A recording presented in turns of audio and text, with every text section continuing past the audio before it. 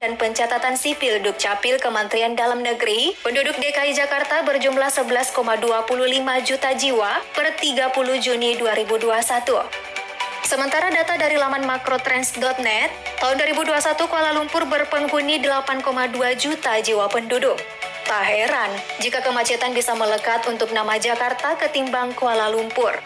Walaupun sama-sama macet pada jam sibuk dan akhir pekan, lalu lintas Jakarta terlihat lebih semrawut karena ramai motor di jalan raya. Apalagi, kesadaran berkendara di Jakarta masih kurang.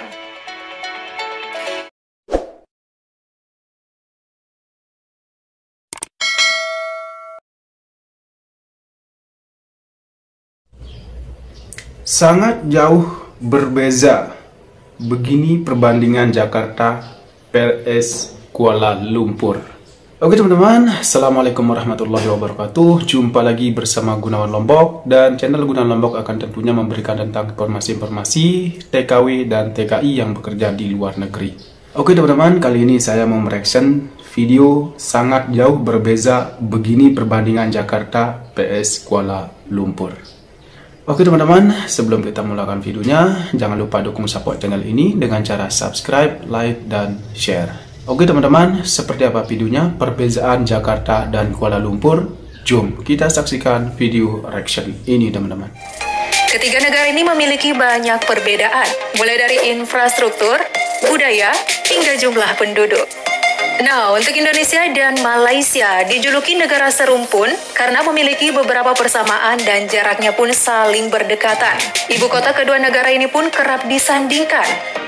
Lantas, ibu kota manakah yang lebih menarik dan paling maju? Berikut aku ingin ngajak kalian untuk melihat perbandingan Jakarta versus Kuala Lumpur. Sebelum lanjut, klik dulu yuk tombol subscribe dan aktifkan bel notifikasi biar update terus informasi terbaru dari teknologi populer.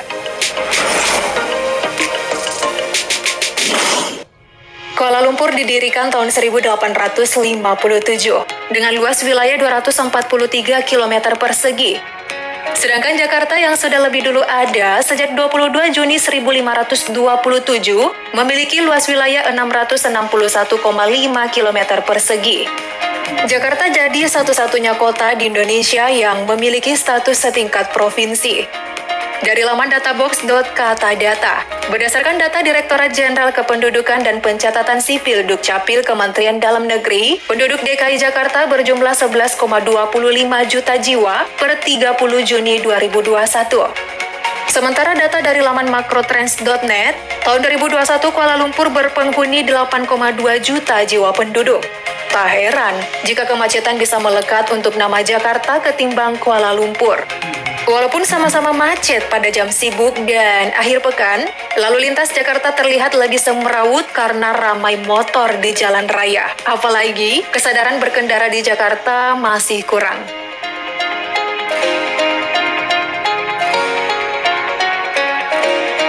Selanjutnya, tata kota Kuala Lumpur bisa dibilang lebih rapi daripada Jakarta, di mana pemukimannya dipisahkan dari pusat kota. Kuala Lumpur memiliki kawasan pusat keramaian masyarakat di Bukit Bintang. Bangunan-bangunan tua yang tadinya kotor dan kumuh telah dicat ulang bahkan direnovasi sehingga terlihat lebih menarik.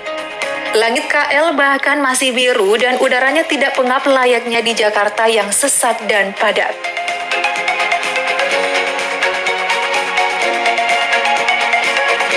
Tak bisa dipungkiri nih, transportasi di Kuala Lumpur jauh lebih baik dari kenyamanan maupun pilihan rute dibanding Jakarta. Bisa dibilang KL sudah hampir setara dengan Singapura. Ketika Jakarta baru meresmikan MRT pertamanya pada pertengahan 2019, Kuala Lumpur malah sudah lama memiliki LRT. Integrasi transportasi umum antara kereta api dan BRT sudah berada di dalam satu pengelola yakni Rapid KL. Nah, di Kuala Lumpur jarang sekali nih ditemukan jalan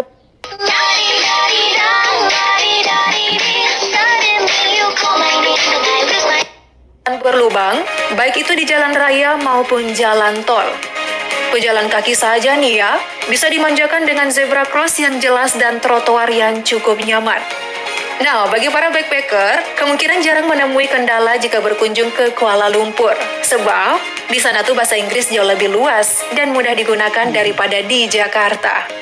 Itulah mengapa turis asing lebih banyak di Kuala Lumpur daripada di Jakarta.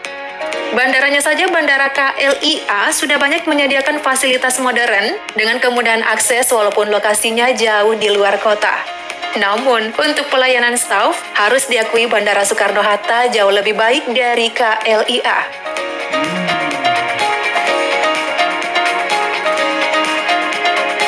Selanjutnya mari kita berbicara situasi sosial kedua negara. Di Malaysia ada permasalahan yang cukup klasik adalah terkait ras. Adanya sekat antar ras begitu terasa di negeri jiran. Populasi Tionghoa di Kuala Lumpur jadi salah satu yang terbesar. Berbeda di Jakarta. Jakarta masih lebih baik dalam hal ini. Sayangnya kesenjangan ekonomi di masyarakat Jakarta tak seperti di Kuala Lumpur. Di Jakarta tak sulit menemukan pemukiman kumuh meski dekat dari mal modern. Namun, di Jakarta memiliki rumah ya sebuah kemewahan tersendiri walaupun jauh dari pusat keramaian kota. Sedangkan di Kuala Lumpur hanya segelintir saja yang mampu memiliki rumah pribadi. Sisanya memilih untuk tinggal di apartemen.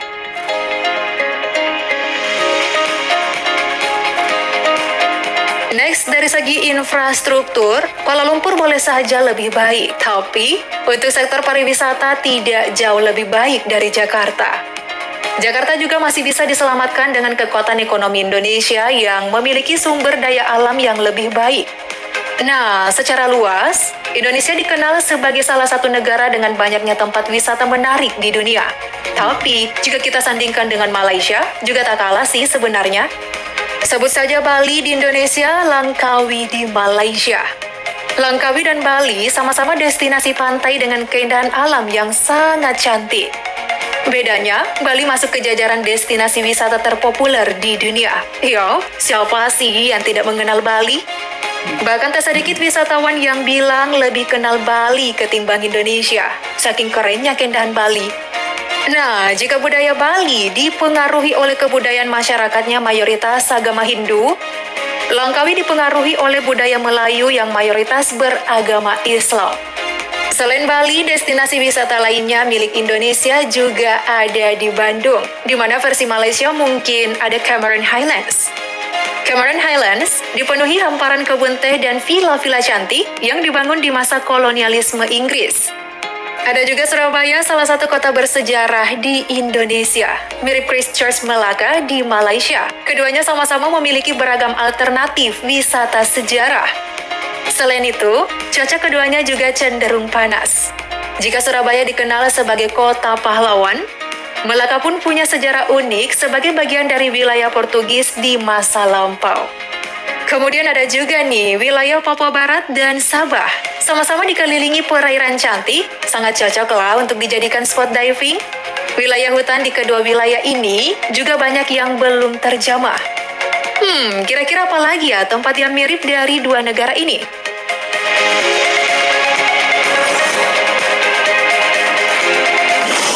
Baik Indonesia maupun Malaysia sama-sama memiliki kota dengan keunikan masing-masing, termasuk Jakarta dan Kuala Lumpur, yang memiliki kelebihan dan kekurangan. Meski berbeda, tapi dua negara sahabat ini menjalin hubungan baik di berbagai bidang. Hubungan baik akan terus ditingkatkan sebagai negara tetangga dan serumpun. By the way, ini hanyalah sebatas hiburan saja ya, Technolovers. Datanya dilansir dari berbagai sumber, ada juga data dari opini semata. So, menurut kamu apa lagi nih persamaan dan perbedaan Indonesia-Malaysia? Yuk, tulis juga versimu di kolom komentar. Oke teman-teman, sampai di sini videonya. Perbedaan jauh. Begini perbandingan Jakarta versus Malaysia atau Kuala Lumpur. Oke teman-teman, terima kasih sudah menonton dan jangan lupa dukung support channel ini dengan cara subscribe, like, dan share. Assalamualaikum warahmatullahi wabarakatuh.